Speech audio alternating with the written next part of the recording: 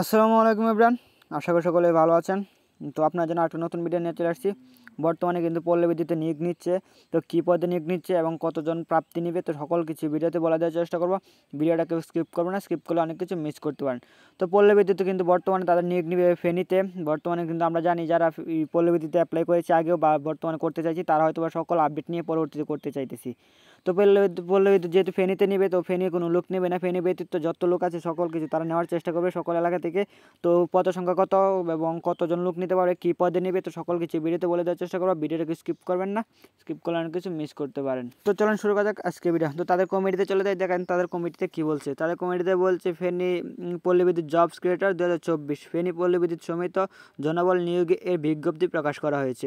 ফেনী পল্লী বিদ্যুতের সমিত 01টি পদে মোট 32 জনকে নিয়োগ দেবে। আগ্রহী প্রার্থীরা অনলাইনে আবেদন করতে পারবেন। এই চাকরিতে ফেনী জেলার স্থানীয় বাসিন্দা ছাড়া বাকি সকল জেলার বাসিন্দা আবেদন করতে পারবেন। আগ্রহ ও যোগ্যতা থাকলে আপনি আবেদন করতে পারবেন। সম্পূর্ণ বিজ্ঞপ্তি বিস্তৃত দেওয়া হলো। তো আপনারা দেখতে পাচ্ছেন যে তারা কিন্তু ফেনীর কোনো লোক নেবে না। তো পরবর্তীতে তাদের পদের নাম হচ্ছে মিটার রিডার কাম মেসেঞ্জার। পদ সংখ্যা 32টি। শিক্ষাগত যোগ্যতা মাধ্যমিক বা সমন্বিত পাস, মানে যে কোনো পাস থাকলে আপনার হবে।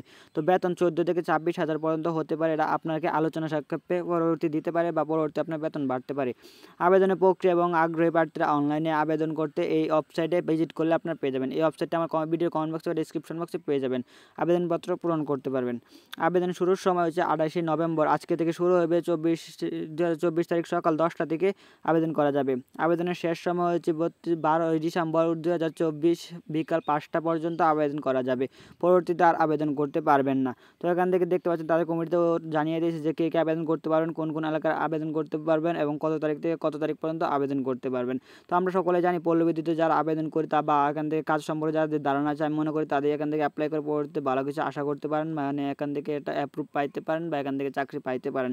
তো যাদের আগে অভিজ্ঞতা আছে তাদের অভিজ্ঞতা নিয়ে পরবর্তীতে এখানে অ্যাপ্লাই করবেন, তো আপনার জন্য ভালো হবে। তো আজকে ভিডিওটা এতটুকু ছিল। একটু ভালো থাকলে চ্যানেলকে সাবস্ক্রাইব করে পাশে বেল আইকন অন করে দেবেন, তাহলে সকল চাকরির খবর সবার আগে পেয়ে যাবেন। ধন্যবাদ।